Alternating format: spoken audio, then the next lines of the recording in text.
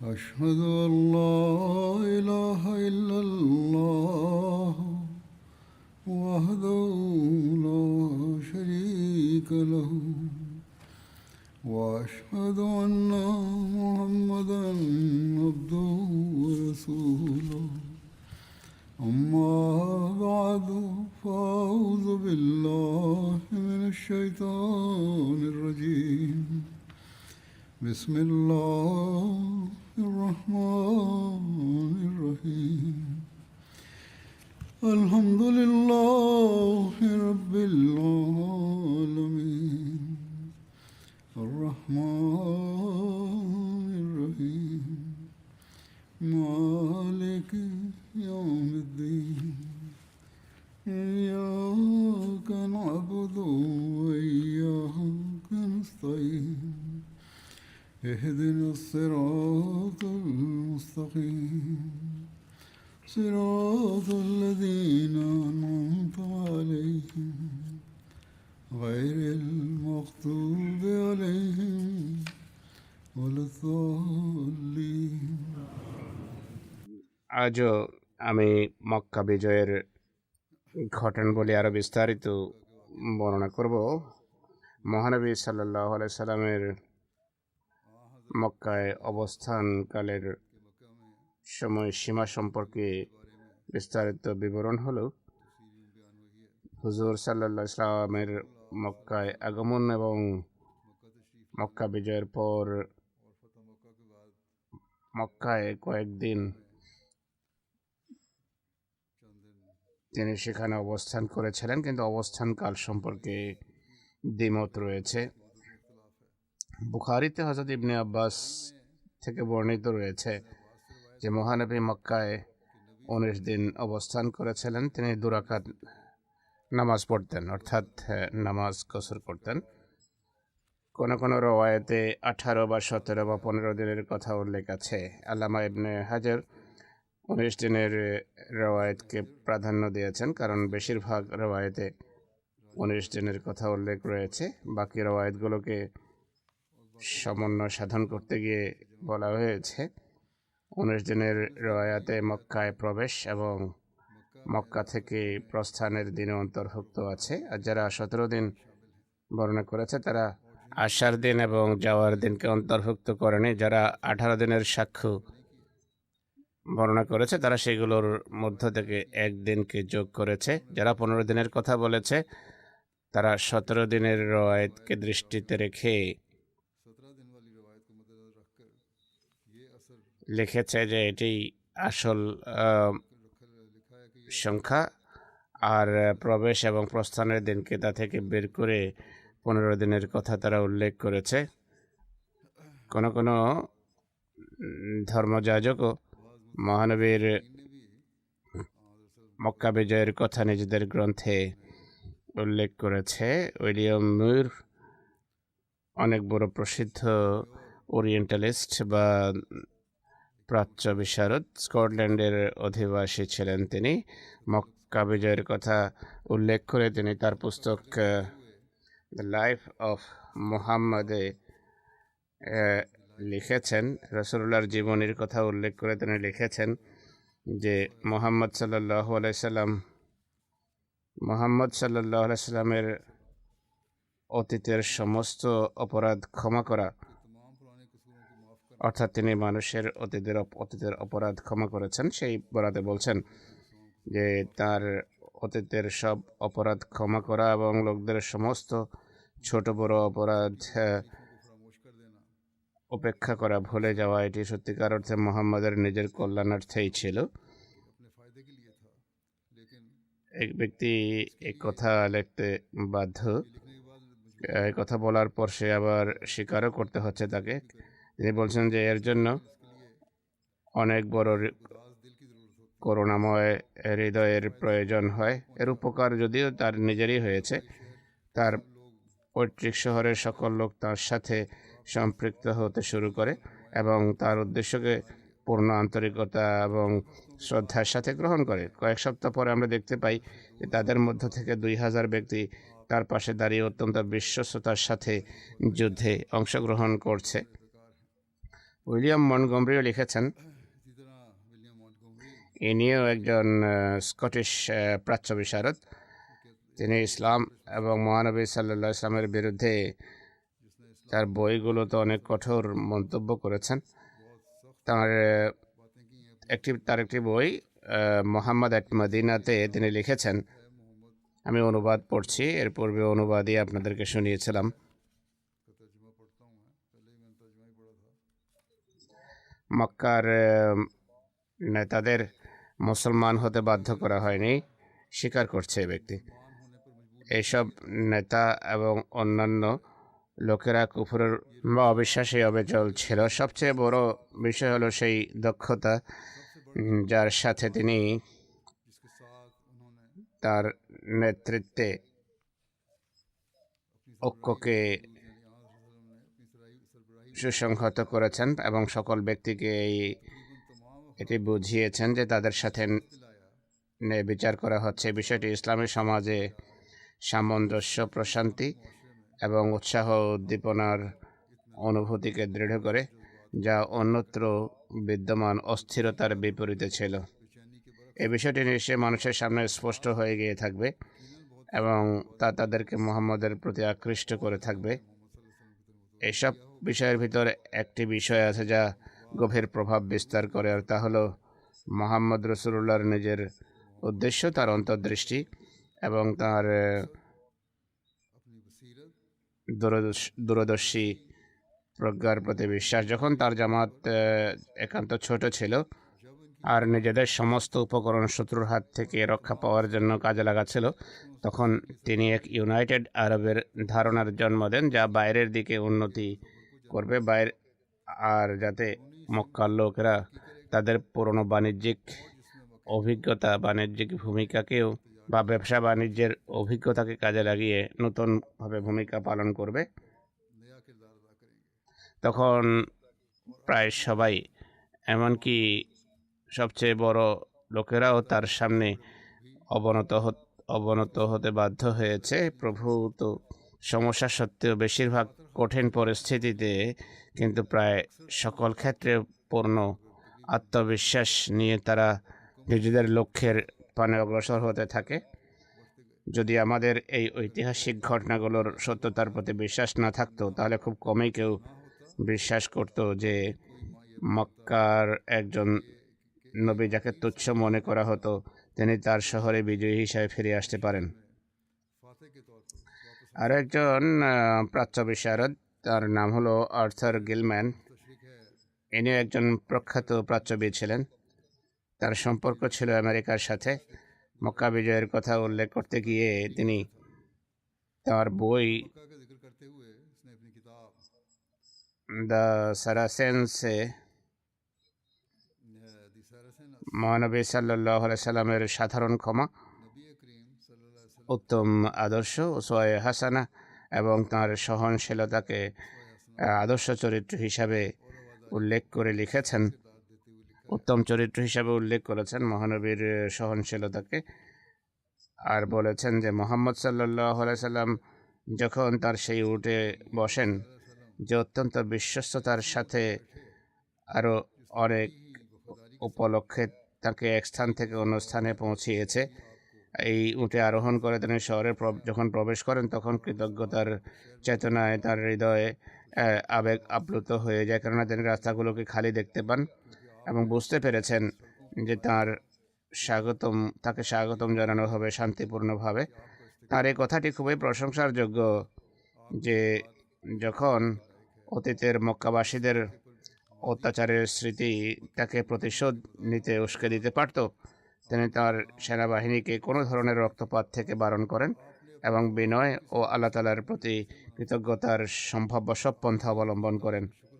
ইনি বলছেন, এই ব্যক্তি বলছেন যে এটি সত্য কথা যে এক জায়গায় খালেদ শক্তি প্রদর্শন করেছে, কিন্তু মোহাম্মদ সাল্লাল্লাহু আলাইহি সাল্লাম খালেদের এই আচরণকে খুবই অপছন্দ করেছেন।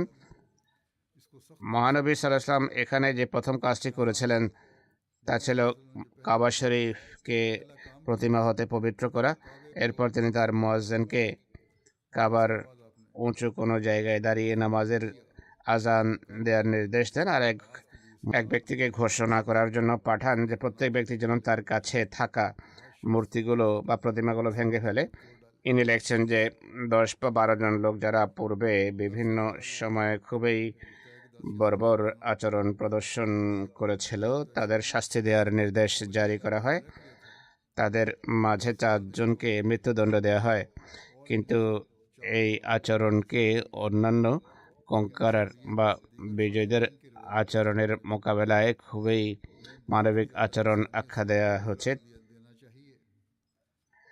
ক্রুসেডারদের অত্যাচারের বিপরীতে যারা 1099 সনে 70,000 মুসলিম নরনারী বরং অসহায় শিশুদের তখন হত্যা করে যখন জেরুসালেম তাদের নিয়ন্ত্রণে আসে, বা ইংরেজ সেনাবাহিনীর কঠোরতার মোকাবেলায় যারা ক্রুশের ছায় যুদ্ধ করেছিল, যারা 1874-এর স্মরণীয় বছরে যুদ্ধের সময় আফ্রিকায় গোল্ড কোস্টে অর্থাৎ বর্তমান গানায় একটি রাজধানী পুরোটাই জ্বালিয়ে দিয়েছিল। মোহাম্মদ সাল্লাল্লাহু আলাইহি সাল্লামের বিজয় সত্যিকার অর্থে ধর্মের বিজয় ছিল, রাজনীতির নয়। তিনি সকল প্রকার ব্যক্তিগত সম্মানের কথা প্রত্যাখ্যান করেন, রাজকীয় কর্তৃত্বের সমস্ত পদ্ধতি দূরে ঠেলে দেন। যখন মক্কার সব অহংকারী নেতাদেরকে তার সামনে আনা হয়, তখন তিনি তাদের জিজ্ঞেস করেন, আজ তোমরা আমার কাছে কি আশা রাখো? তারা বলেছিল, হে আমাদের উদার ভাই, আপনার কাছে দয়ারই মহানুভবতার আশা রাখি। হুজুর সাল্লাল্লাহু আলাইহি ওয়াসাল্লাম তখন বলেন যে তাই হোক, যাও, তোমরা সবাই মুক্ত। আরেকজন প্রাচ্যবিদ হলেন রুথ ক্র্যানস্টন। তিনিও আমেরিকার সাথে সম্পর্ক রাখতেন। মক্কা বিজয়ের কথা উল্লেখ করতে গিয়ে তিনি তার পুস্তক ওয়ার্ল্ড ফেইথ বইতে লিখেছেন, একজন মহিলা তিনি, 630 সালের প্রারম্ভে একদিন সে ব্যক্তি যাকে মাত্র 10 বছর পূর্বে এই শহর থেকে পাথর মেরে বের করে দেওয়া হয়েছিল, যাকে হাসি ঠাট্টার লক্ষ্যে পরিণত করা হয়েছিল, এখন 10,000 অভিজ্ঞ সৈন্য নিয়ে মক্কা শহরে প্রবেশ করলেন। মুহাম্মদ সাল্লাল্লাহু আলাইহি ওয়াসাল্লাম নির্দেশ দিয়েছিলেন যে কাউকে যেন হত্যা করা না হয়, নাগরিকদের সাথে দয়াদ্র আচরণ করতে হবে। কিন্তু মক্কাবাসীদের সমস্ত প্রতিশ্রুতি এবং আশ্বাস সত্ত্বেও তাদের সৈন্যদের উপর আক্রমণ করা হয়েছিল, মুসলমান সৈন্যদের উপর আক্রমণ করা হয়েছিল। মহানবীর সেনাপতি খালেদের মক্কাবাসীদের এই হামলার প্রতিহত করতে সমস্যা হয়েছিল। যাই হোক, এই ব্যক্তি এক্ষেত্রে একটু অতিরঞ্জিত কথা বলেছেন। মক্কাবাসীদের কখনো কোনো নিশ্চয়তা দেওয়া হয়নি, মক্কাবাসীরাই প্রথমে হামলা করেছিল। যাই হোক, বিদ্বেষ তো প্রকাশ পেয়ে যায় এমন লেখকদের।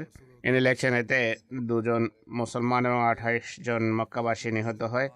এমন সময়ে, এমন উপলক্ষে যদি অন্য কোনো নেতা নেতৃত্বে থাকতেন, তাহলে কল্পনা করুন কত হত্যাকাণ্ড ও লুটপাট হতো। এখানে সত্য বলতে বাধ্য হয়নি।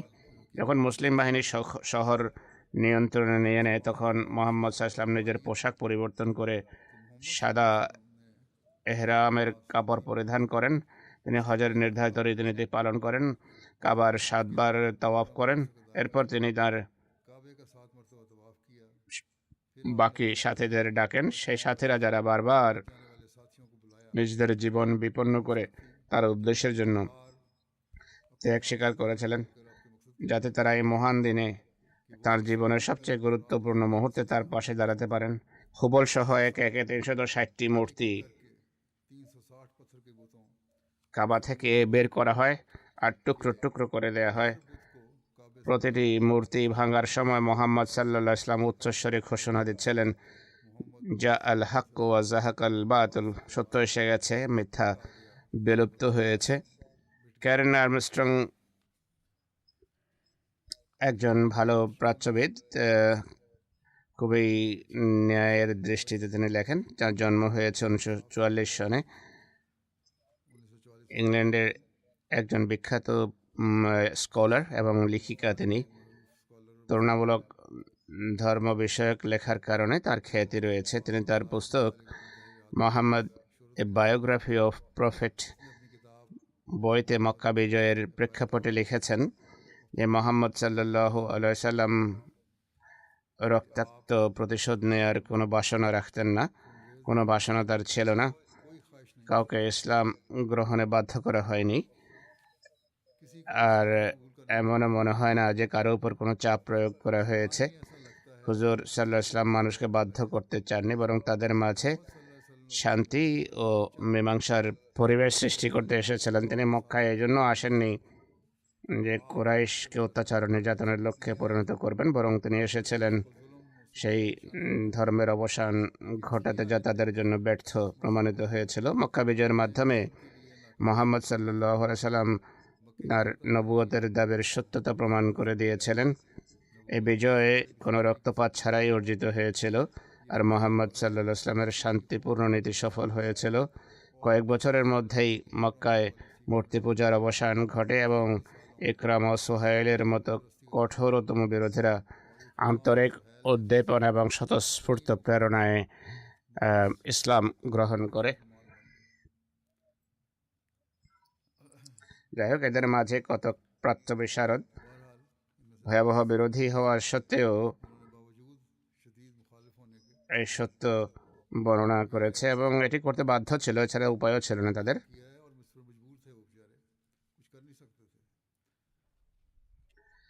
মক্কা বিজয় সম্পর্কে আরও কিছু ঘটনা রয়েছে। আবদুল্লাহ বিন সাদ বিন আবি সারার তওবার ঘটনা শুনুন। লেখা আছে, এই ব্যক্তি ইসলাম গ্রহণ করেছিলেন এবং ওয়াহির লিপিকারও ছিলেন। এরপর ধর্মত্যাগ করে চলে যান। বলা হয় তাকেও মৃত্যুদণ্ড দেওয়া হয়েছিল। মক্কা বিজিত হলে তিনি হযরত ওসমান বিন আফফানের ঘরে লুকিয়ে গিয়েছিলেন। তিনি তার দুধ ভাই ছিলেন। হযরত ওসমান তাকে মহানবীর কাছে নিয়ে এসে বলেন যে, হে আল্লাহ রসুল, আবদুল্লাহর বায়াত গ্রহণ করুন।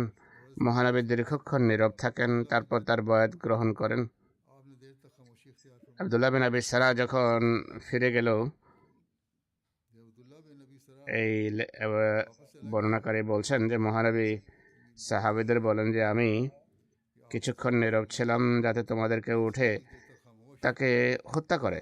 সাহাবীরা বললেন যে, হে আল্লাহ রসুল, আপনি আমাদের ইশারা করলেন না কেন? এর উত্তরে হুজুর সাল্লাল্লাহু আলাইহি ওয়াসাল্লাম বলেন, নবী হত্যার জন্য ইশারা করেন না। কোন কোন রওয়ায়াতের শব্দ হলো নবীর জন্য চোখের খেয়ানত করা বৈধ নয়। এই রওয়ায়াত বা এই ধরনের রওয়ায়াত কোনো কোনো ঐতিহাসিক গ্রন্থে বিদ্যমান রয়েছে, তাই আমি শোনাচ্ছি, কিন্তু এগুলো সবই সন্দেহজনক রওয়ায়াত। মুহাম্মদ সাল্লাল্লাহু আলাইহি ওয়াসাল্লামের জীবনের যে আদর্শ ছিল, যে সহনশীলতা ছিল, তা থেকে এটি প্রমাণিত হয় যে এই ঘটনাগুলো, এই রওয়ায়াতগুলো আসলে বানানো মানুষের। যাই হোক, হাদিস গ্রন্থ সুনান নিসাইতে ঘটনা এইভাবে বর্ণনা করা হয়েছে যে মক্কা বিজয়ের সময় আবদুল্লাহ বিন সাদ হযরত ওসমানের বাড়িতে লুকিয়ে যান। এরপর যখন সাধারণ বয়াতের ঘোষণা দেয়া হয়, হযরত ওসমান আবদুল্লাহকে নিয়ে এসে বলেন যে, হে আল্লাহ রসুল, আবদুল্লাহর বয়াত গ্রহণ করুন। হুজুর সাল্লাল্লাহু আলাইহি ওয়াসাল্লাম তার দিকে তাকান এবং 3 বার এমনটি করে তিনি অস্বীকার করেন তার বয়াত নিতে। 3 বার এরূপ করার পর মহানবী তার বয়াত নেন। এরপর সাহাবীদেরকে সম্বোধন করে বলেন, তোমাদের মাঝে কি কোনো বুদ্ধিমান ব্যক্তি ছিল না? সে যখন দেখলো যে আমি বয়াত নিচ্ছি না, তখন তাকে উঠে হত্যা করা উচিত ছিল। সাহাবীরা বলেন যে, হে আল্লাহ রসুল, আমরা কিভাবে বুঝবো যে আপনার অন্তরে কি আছে? আপনি চোখের ইশারায় আমাদেরকে বুঝিয়ে দিতেন। মহানবী বলেন, কোনো নবীর জন্য বৈধ নয় যে তার চোখ খেয়ানত করবে। সুনান নিসাইয়ের কথা এটি, কিন্তু এটিও বিশ্বাস করা আমাদের জন্য আবশ্যক নয়। আবু দাউদ শরীফেও এই রওয়ায়াতটি রয়েছে। আবু দাউদ শরীফে আরও একটি রওয়ায়াত আছে, কিন্তু এই রওয়ায়তে হত্যার কথা উল্লেখ নেই। এই রওয়ায়তে উল্লেখিত আছে যে হযরত ইবনে আব্বাস বর্ণনা করেন আব্দুল্লাহ বিন সাদ বিন আবি সারা মহানবীর লিপিকার ছিল, তাকে শয়তান বিভ্রান্ত করে সে কাফেরদের দলে যোগ দেয়। মক্কা বিজয়ের দিন হুজুর সাল্লাল্লাহু আলাইহি সাল্লাম তাকে হত্যার নির্দেশ দিয়েছিলেন। হযরত ওসমান বিন আফফান তার জন্য মহানবীর কাছে আশ্রয় ভিক্ষা চান, মহানবী তাকে আশ্রয় দেন। আব্দুল্লাহ বিন সাদ সম্পর্কে এই ধরনের রওয়ায়াত সম্পর্কে স্পষ্ট হওয়া উচিত। আমি পূর্বে বলেছি যে হাদিসের যেসব গ্রন্থে এই রওয়ায়াত রয়েছে, এই হাদিসের সনদ সম্পর্কে বিতর্ক রয়েছে। বলা হয়েছে যে সনদের দৃষ্টিকোণ থেকে এগুলো দুর্বল। এই যে বলা হচ্ছে মহানবী কেন ইশারা করেননি, মহানবী বাদশাহ ছিলেন, তিনি স্পষ্টভাবে বলতে পারতেন। যাই হোক, দ্বিতীয় গুরুত্বপূর্ণ কথা যা প্রণিধানের যোগ্যতা হলো ইসলামে মুরতাদের কোনো শাস্তি নেই। তাই আব্দুল্লাহ বিন সাদ সম্পর্কে এই কথা বলা যে সে মুরতাদ হয়ে গিয়েছিল তাই তাকে হত্যার নির্দেশ দেওয়া হয়েছিল, এটি সঠিক নয়। এছাড়া আরও প্রণিধানযোগ্য বিষয়ে হলো এই ঘটনার যে বিস্তারিত বিবরণ তুলে ধরা হয়েছে তা মহানবীর পবিত্র মর্যাদা পরিপন্থী মনে হয়, তার সাথে যায় না এগুলো। হুজুর সাল্লাল্লাহু আলাইহি ওয়াসাল্লাম সেদিন খোদার গফফার এবং সত্তার বৈশিষ্ট্যের পূর্ণ বিকাশস্থল ছিলেন। এমন কোনো ব্যক্তি নেই যে ক্ষমা চেয়েছে আর তিনি তাকে ক্ষমা করেননি। তাকে হত্যার আদেশ দেওয়া হলেও ক্ষমা করে দিয়েছেন। এই হাদিস বুখারী এবং মুসলিমেও নেই। এছাড়া এই বর্ণনাটি যুক্তিরও বিপরীত মনে হয়, কেননা মহানবী একজন বিজয়ী নেতা হিসাবে বিজয়ী নেতার মর্যাদা রাখতেন। কাউকে যদি হত্যার প্রয়োজন থাকতো, কাউকে ভয় করার কি দরকার ছিল? ইঙ্গিত বা ইশারায় কথা বলার কি দরকার?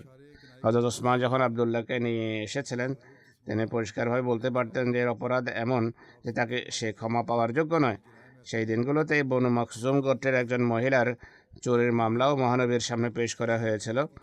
তার জন্য অনেক বড় বড় সুপারিশ করা হয়েছিল। হযরত উম্মে সালমা এবং ওসামা বিন যায়েদ তার পক্ষে সুপারিশ করেছিলেন, কিন্তু মহানবী তাদের সুপারিশ প্রত্যাখ্যান করেন এবং হাত কাটার শাস্তি বলবৎ রাখেন। আব্দুল্লাহ বিন সাদের অপরাধ এত ভয়াবহ ছিল, তিনি স্পষ্টভাবে বলতে পারতেন যে এর ক্ষমা পাওয়ার প্রশ্নই ওঠে না, কিন্তু এর পরিবর্তে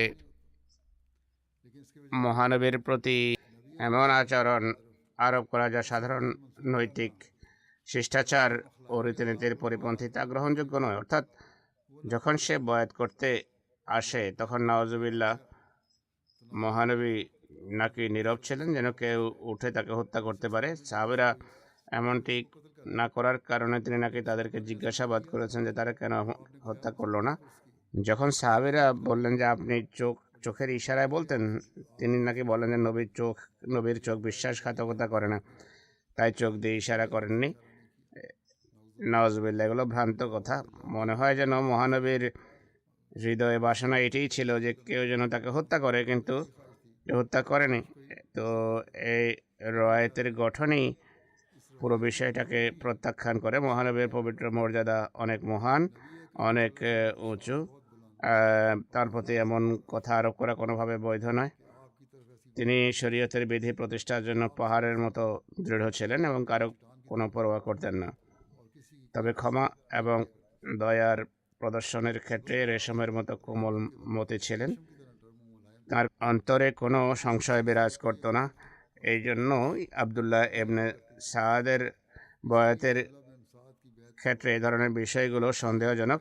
আর কোনো ঐতিহাসিক ও জীবনীকার এই ঘটনাগুলো গ্রহণ করতে অস্বীকার করেছেন। হযরত মুসলিম মাউদ রাদিয়াল্লাহু তাআলা সূরা মুমিনুনের 15 নম্বর আয়াতের তাফসীর করতে গিয়ে এই ঘটনা উল্লেখ করেছেন, আর এইভাবে উল্লেখ করেছেন যে এই আয়াতের সাথে একটি ঐতিহাসিক ঘটনার সম্পর্ক আছে যা এখানে বর্ণনা করা প্রয়োজনীয় মনে হচ্ছে। তিনি দেখেন, মহানবী সাল্লাল্লাহু আলাইহি ওয়াসাল্লামের একজন ওয়াহির লিপিকার ছিলেন যার নাম ছিল আব্দুল্লাহ বিন আবি সারা। মহানবীর প্রতি যখন ওয়াহি নাযিল হতো তাকে ডেকে তিনি লিখিয়ে নিতেন। একদিন তিনি এই আয়াতগুলো লেখাচ্ছিলেন তাকে। মহানবী যখন সুম্মা আনশানাহু খালকান আখারের শেষ প্রান্তে পৌঁছেন তখন তার মুখ থেকে অবলীলায় বেরিয়ে গেল। ফাতাবারাকাল্লাহু আহসানুল খালিকিন। হুজুর সাল্লাল্লাহু আলাইহি ওয়াসাল্লাম বলেন যে এই ওহী এখন আমার প্রতি হয়েছে, এটি লিখে নাও। সেই হতভাগা ভাবল না যে পূর্ববর্তী আয়াতগুলোর স্বাভাবিক ধারাবাহিকতা এই আয়াতেই হওয়া উচিত, নাযিল হওয়া উচিত। সে ভাবলো যেভাবে আমার মুখ থেকে এই আয়াতটি বের হলো আর মহানবী এটিকে ওহী আখ্যা দিয়ে বসলেন, হয়তো এইভাবে তিনি নাউজুবিল্লাহ পুরো কোরআন নিজেই বানাচ্ছেন। এর ফলে সে মুরতাদ হয়ে মক্কায় চলে যায়। মক্কা বিজয়ের সময় যেসব লোককে হত্যা করার মহানবী নির্দেশ দিয়েছিলেন তাদের মাঝে একজন আব্দুল্লাহ বিন আবি সারাও ছিল, কিন্তু হযরত ওসমান তাকে আশ্রয় দিয়েছিলেন এবং তার বাড়িতে সে 3 দিন আত্মগোপনে থাকে। একদিন যখন মহানবী সাল্লাল্লাহু আলাইহি সাল্লাম মক্কার লোকদের বয়াত নিচ্ছিলেন, হযরত ওসমান রাদিয়াল্লাহু তাআলা আনহু আব্দুল্লাহ বিন আবি সারাকেও মহানবীর সকাশে নিয়ে আসেন এবং তার বয়াত গ্রহণ করার অনুরোধ জানান। হুজুর সাল্লাল্লাহু আলাইহি ওয়াসাল্লাম প্রথমে কিছুক্ষণ নীরব থাকেন, এরপর তার বয়াত নেন, আর এভাবে সে দ্বিতীয়বার ইসলাম গ্রহণ করে। আব্দুল্লাহ বিন আবি সারা সম্পর্কে জানা যায় তিনি পরবর্তীতে গুরুত্বপূর্ণ ইসলামী সেবা প্রদান করেছেন। মিশরের গভর্নর ছিলেন, আফ্রিকার একটি অঞ্চল জয় করেছিলেন। হযরত ওসমানের শাহাদাতের ঘটনার পর তিনি বিভিন্ন ফিতনা থেকে নিজেকে দূরে নিয়ে যান। যদিও তিনি ওসমানের দুধ ভাই ছিলেন, বলা হয় তিনি দোয়া করেছিলেন যে তার শেষ কাজ যেন নামাজ হয়। ফলে একদিন ফজরের নামাজের জন্য দাঁড়ালেন এবং নামাজ শেষ করতে গিয়ে ডান দিকে সালাম ফেরালেন আর বাম দিকে সালাম ফেরাতে যাচ্ছিলেন। এমন সময় তার মৃত্যু হয়, আর মৃত্যু হয়েছে 36 বা 37 হিজরিতে। এরপর ইকরামা বিন আবি জাহলের ইসলাম গ্রহণের ঘটনা রয়েছে। ইকরামা বিন আবু জাহল সেসব লোকদের অন্তর্ভুক্ত ছিল যাদের মহানবী মক্কা বিজয়ের সময় হত্যার নির্দেশ দিয়েছিলেন। ইকরামা এবং তার পিতা মহানবীকে কষ্ট দিত এবং মুসলমানদের প্রতি অত্যন্ত কঠোর আচরণ করত। সে যখন জানতে পারে যে রাসূলুল্লাহ তাকে হত্যার নির্দেশ দিয়েছেন, সে তখন গোপনে ইয়ামানের পথে যাত্রা করে। ইসলামের শত্রুতা এসে তার পিতা আবু জেহেলের চেয়ে এগিয়ে যায়। এটি অসম্ভব নয় যে তাকে হত্যার নির্দেশ দেওয়া হয়ে থাকবে, কিন্তু এটিও অসম্ভব নয় যে মক্কার সেই সমস্ত নেতা এবং রইস যারা ইসলামের শত্রুতায় ছিল সর্বাগ্রে আর প্রায়শ মহানবী এবং ইসলামের বিরুদ্ধে ষড়যন্ত্র করত, মক্কা বিজয়ের পর হয়তো আবু জাহেল নিজেই ভেবে থাকবেন যে তার কর্ম এমন যা কোনোভাবে ক্ষমার যোগ্য নয়, আর চিন্তা করে যে তাকে হত্যার নির্দেশ দেওয়া হবে। এই চিন্তা করে সেখান থেকে পালিয়ে যায়। মহানবীর পরম দয়া, মার্জনা, ক্ষমার আশায় তাদের ছিল না, আর জানতেও না, ধারণাও ছিল না, তাই পালিয়ে যায় যুক্তিযুক্ত মনে করে। কিন্তু এরপর যখন তারা মহানবীর সীমাহীন ক্ষমা মার্জনার সংবাদ পেল, তারা ধীরে ধীরে মক্কায় আসা আরম্ভ করে এবং হুজুরের সামনে তাদেরকে আনা হয়, উপস্থাপন করা হয়। যাই হোক, ইকরামা সেসব নেতৃস্থানীয় বিরোধীদের একজন ছিল যারা মক্কা বিজয়ের সময়ও ইসলামী সেনাবাহিনীর বিরুদ্ধে পূর্ণ প্রতিরোধ গড়ে নিজের সাথে একটি দল গঠন করে, যাতে মক্কার সাহসী যুবকরা ছিল, যাদের মাঝে সোহাইল বিন আমর, সাফওয়ান বিন উমাইয়া ও শামিল ছিলেন, এবং তরবারি বের করে নিয়েছিলেন যে আমরা মুসলমানদের মক্কায় প্রবেশ করতে দেব না। আর হযরত খালিদ বিন ওয়ালিদের বাহিনীর দৃঢ়ভাবে মোকাবেলা করে, কিন্তু নিজেদের 20-এর অধিক যুবক নিহত হওয়ার পর তারা সবাই সেখান থেকে পালিয়ে যায়। সোহাইল, সাফওয়ান ও ইকরামা তিনজনে মক্কা থেকে পালিয়ে যায়। ঐতিহাসিক রওয়ায়াত অনুসারে ইকরামা সামুদ্রিক পথে ইয়েমেন যাওয়ার সিদ্ধান্ত নেয়। তার স্ত্রী উম্মে হাকিম বিন হারিস বিন হিশাম, যিনি কুরাইশ সর্দারের কন্যা ছিলেন, তিনি হিন্দ বিনতে উতবা এবং মক্কার অন্যান্য সম্মানিত মহিলাদের সাথে মক্কা বিজয়ের সময় একত্রে বয়াত করেছিলেন। যখন তিনি তার স্বামী ইকরামার হত্যার ভয়ে ইয়ামানের দিকে পালিয়ে যাওয়ার সংবাদ যখন পান, মহানবীর কাছে এসে বলেন, ইকরামার আশঙ্কা হলো আপনি তাকে হত্যা করাবেন, তাই আপনি তাকে নিরাপত্তার নিশ্চয়তা প্রদান করুন। মহানবী বলেন যে সে নিরাপদ। সেই নারী তার দাসকে নিয়ে জেদ্দার উদ্দেশ্যে যাত্রা করে। সমুদ্র উপকূলে ইকরামাকে খুঁজে পান। যখন ইকরামা নৌকায় বসার পরিকল্পনা করছিলেন, এক উক্তি অনুসারে ইকরামাকে তিনি মক্কায় বসা অবস্থায় পেয়েছেন। তিনি ইকরামাকে এই কথা বলে বাধা দেন যে, হে আমার চাচার পুত্র, হে আমার চাচাতো ভাই, আমি সেই ব্যক্তির কাছ থেকে তোমার কাছে এসেছি যে মানুষের মাঝে সম্পর্ক বন্ধন দৃঢ়কারী, মানুষের মাঝে সবচেয়ে বেশি পূর্ণবান, মানুষের সবচেয়ে হিতাকাঙ্ক্ষী। নিজেকে ধ্বংসের মুখে ঠেলে দিও না। আমি তোমার জন্য নিরাপত্তা নিশ্চয়তা নিয়ে এসেছি। তাই ইকরামা নিজের স্ত্রীর সাথে এসে ইসলাম গ্রহণ করে এবং তার ইসলাম খুবই আকর্ষণীয় প্রমাণিত হয়েছে। রওয়ায়েতে রয়েছে, ইকরামা যখন মহানবীর সকাশে উপস্থিত হন, তিনি নিবেদন করেন, হে মুহাম্মদ সাল্লাল্লাহু আলাইহি সাল্লাম, আমার স্ত্রী আমাকে জানিয়েছে যে আপনি আমাকে নিরাপত্তার নিশ্চয়তা প্রদান করেছেন, অর্থাৎ কুফরির মাঝে মক্কায় অবস্থানের অনুমতি দিয়েছেন। এটি নয় যে আমি ইসলাম গ্রহণ করব। মহানবী বলেন যে তুমি সত্য বলেছ, তুমি নিরাপদ। তখন ইকরামা বলেন, আমি সাক্ষ্য দিচ্ছি আল্লাহ ছাড়া কেউ ইবাদতের যোগ্য নয়, তিনি এক, অদ্বিতীয়, তার কোনো শরিক নেই, আর আপনি তার বান্দা এবং তার রসুল। ইকরামা লজ্জায় ইকরামার মাথা হেট হয়ে যায়।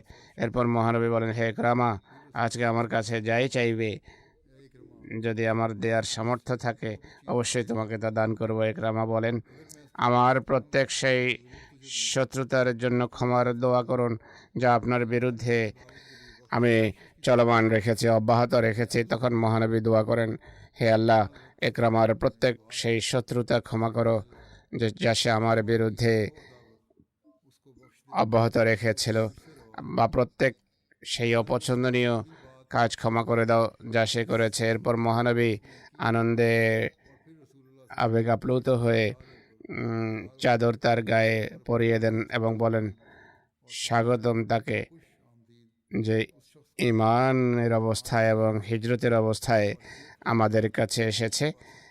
ইকরামার ইমান আনার মাধ্যমে একটা ভবিষ্যৎবাণী পূর্ণ হওয়ার উল্লেখও দেখা যায়। মুসলিম মওদ এটি উল্লেখ করেছেন। তিনি বলেন, ইকরামার ইমান আনার মাধ্যমে সেই ভবিষ্যৎবাণী পূর্ণ হয়েছে যা বেশ কয়েক বছর পূর্বে মুহাম্মদ সাল্লাল্লাহু আলাইহি ওয়াসাল্লাম তার সাহাবীদের কাছে বর্ণনা করেছিলেন। যে তিনি বলেন, আমি স্বপ্নে দেখেছি আমি জান্নাতে, সেখানে আঙ্গুরের একটা গুচ্ছ দেখতে পেলাম। মানুষকে জিজ্ঞেস করলাম যে এটি কার জন্য? তখন কোনো এক ব্যক্তি উত্তর দেয়, এটি আবু জাহলের জন্য। এই কথা আমার কাছে ভালো লাগেনি, অপছন্দনীয় মনে হয়েছে। আর আমি বললাম, জান্নাতে তো মোমেন ছাড়া আর কেউ প্রবেশ করে না, তাই জান্নাতে আবু জেহেলের জন্য কিভাবে আঙ্গুর দেয়া হলো? ইকরামার ঈমান আনার পর মহানবী বলেন যে সেই গুচ্ছ ইকরামার ছিল। আল্লাহ পিতার জায়গায় পুত্রের নাম উল্লেখ করেছেন, যে স্বপ্নে যা প্রায় ঘটেই থাকে। এরপর রয়েছে হাব্বার বিন আসওয়াদের পালিয়ে যাওয়া এবং ইসলাম গ্রহণ করার ঘটনা। এ সম্পর্কে লেখা আছে যে অজ্ঞতার যুগে এ ব্যক্তি খুব বাগ্মী বক্তা ছিল, মহানবীর বিরুদ্ধে লোকদের সে সমবেত করত।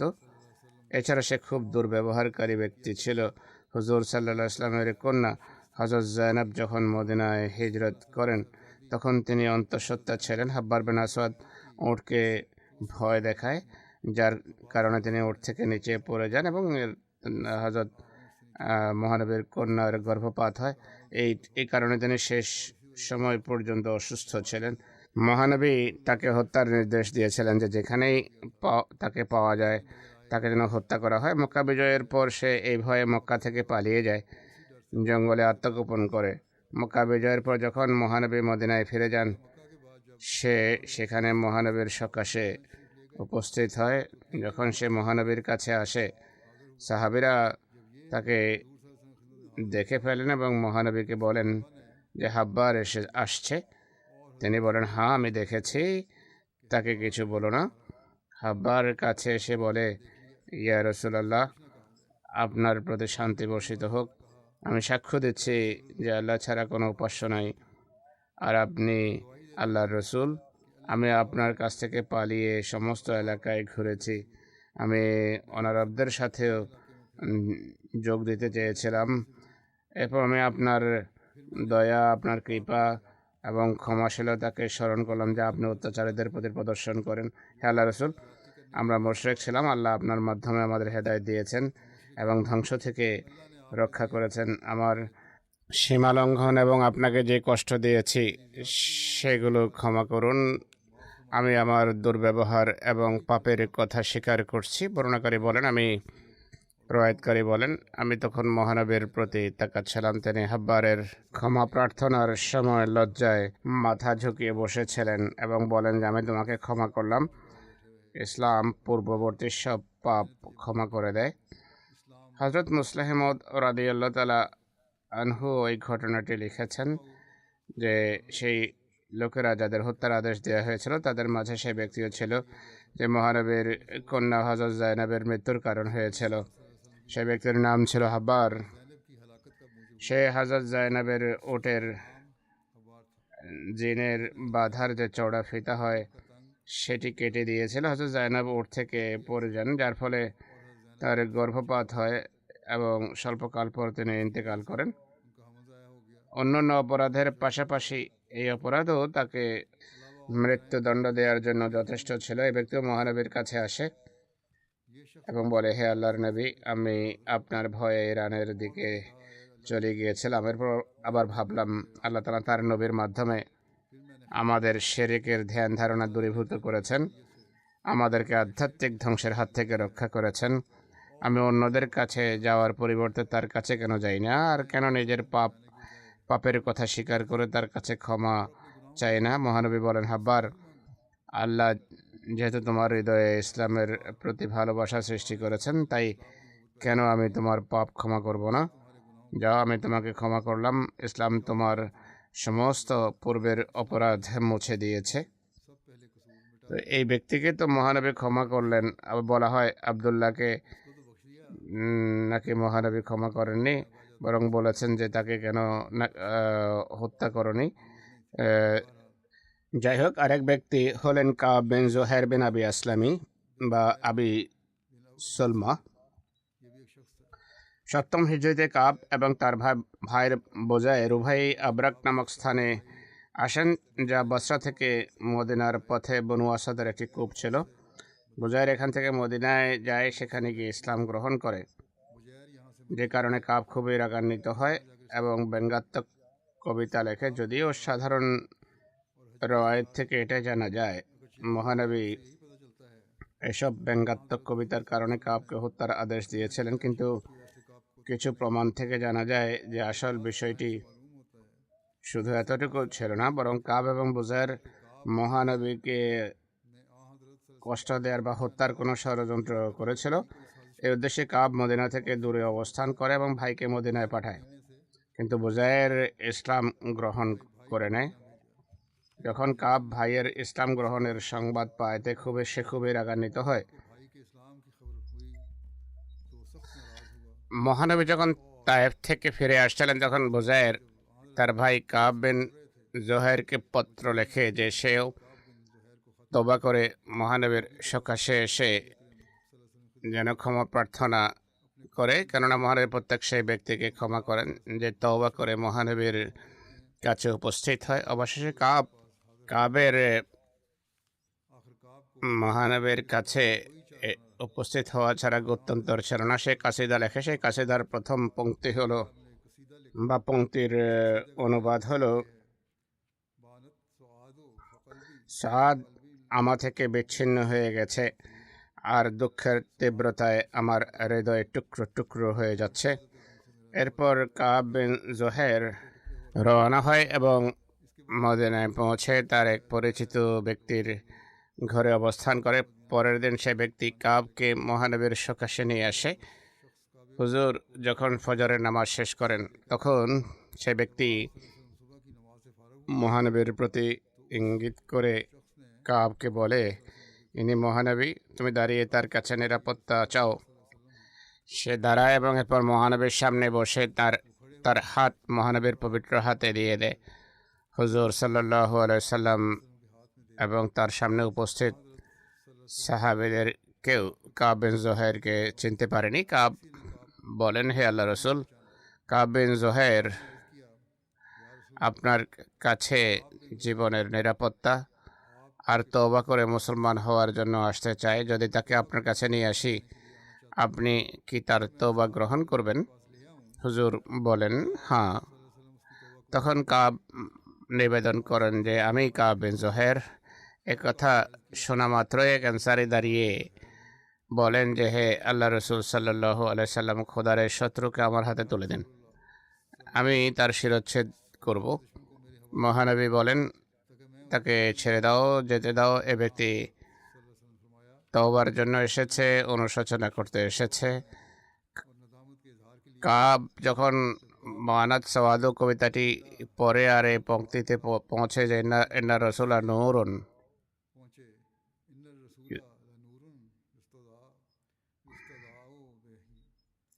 নিশ্চয় মহানবী সাল্লাল্লাহু আলাইহি ওয়াসাল্লাম এমন এক নূর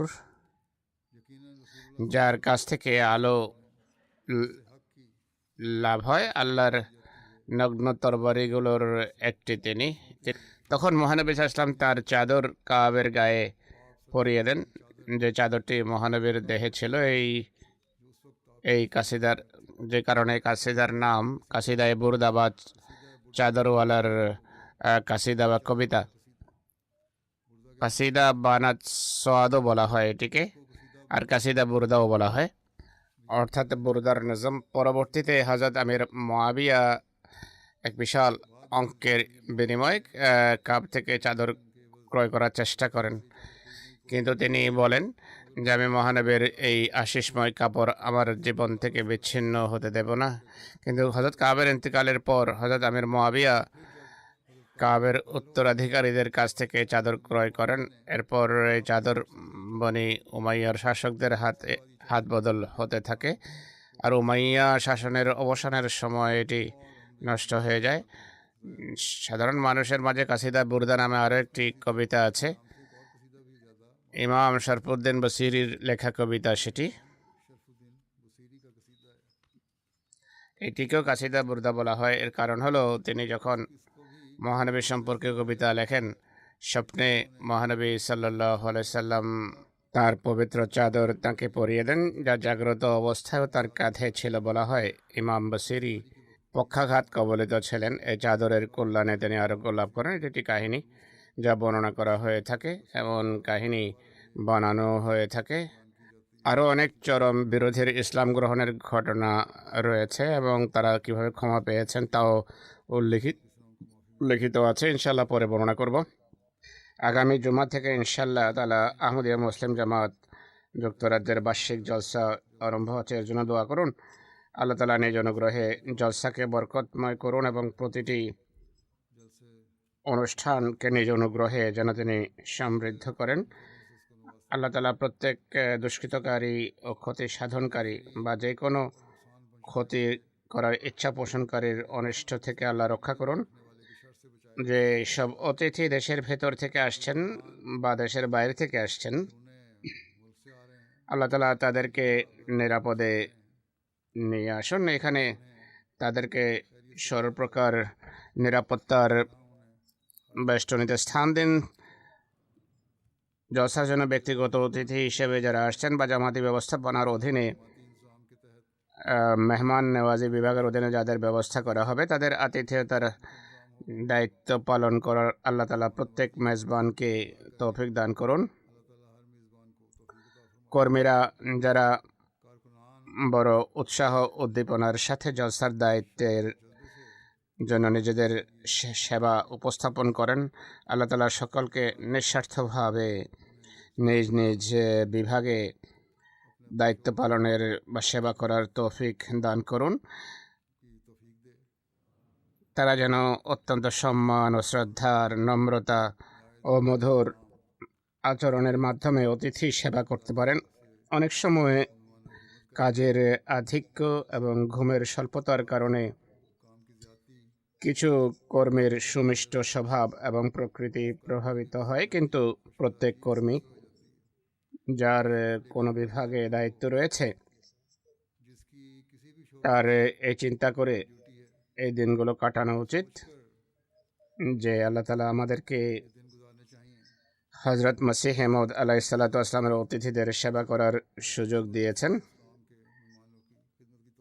এই জন্য আমরা যেন সকল ত্যাগ স্বীকার করে আমাদের সেবার আবেগ অটুট এবং অক্ষুণ্ণ রাখি, আর আমরা কোনো প্রকার রুক্ষ আচরণ প্রদর্শন করব না। সর্বদা আমাদের মুখে হাসি বিরাজ করবে। তরুণ মেয়েরা হোক বা মহিলারা হোক, কিংবা তরুণ ছেলেরা হোক বা বয়স্ক পুরুষরাই হোক, কর্মকর্তা হোক বা সহকারী হোক, খাবার প্রস্তুতকারী হোক বা লঙ্গরের ব্যবস্থাপনা চালানোর কর্মী হোক বা খাবার পরিবেশনকারী হোক, নিরাপত্তা কর্মী হোক বা পার্কিংয়ের দায়িত্বে নিযুক্ত লোকেরা হোক, পরিষ্কার পরিচ্ছন্নতার দায়িত্বে নিযুক্ত লোক হোক বা গেটে বা ফটকে নিযুক্ত লোক হোক, শিশুদের মার্কেটে দায়িত্ব পালনকারী মেয়েরা হোক বা মূল জলসাগাহে ছেলে বা মেয়েরা বা পুরুষ মহিলারাই হোক, সবাইকে সর্বদা মুখে হাসি নিয়ে বা হাসি মুখে নিজেদের দায়িত্ব পালন করা উচিত। আল্লাহ তাআলা সবাইকে এর সামর্থ্য দিন, কিন্তু একই সাথে সবার গভীর দৃষ্টিও রাখা উচিত যাতে কেউ কোনো অনিষ্ট ছড়ানোর দুঃসাহস না দেখায়। আল্লাহ তাআলা সকল কর্মীকে উত্তম রূপে সেবা করার সামর্থ্য দান করুন, আর সবাই যেন খোদা তাআলার অনুগ্রহ ভাজন হয়।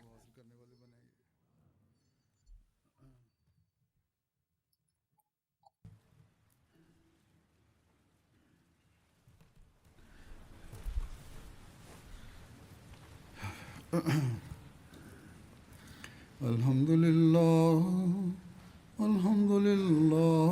নাহমাদুহু ওয়া নাস্তাঈনুহু ওয়া নাস্তাগফিরুহু ওয়া নু'মিনু বিহি ওয়া নাতাওয়াক্কালু আলাইহি ওয়া নাউযু বিল্লাহি মিন শুরুরি আনফুসিনা ওয়া মিন সাইয়্যাতি আ'মালিনা من يهده الله فلا مضل له ومن يضلل فلا هادي له ونشهد أن لا إله إلا الله ونشهد أن محمدا عبده ورسوله عباد الله رحمكم الله إن الله يأمر بالعدل والإحسان وإيتاء ذي القربى وينهى عن الفحشاء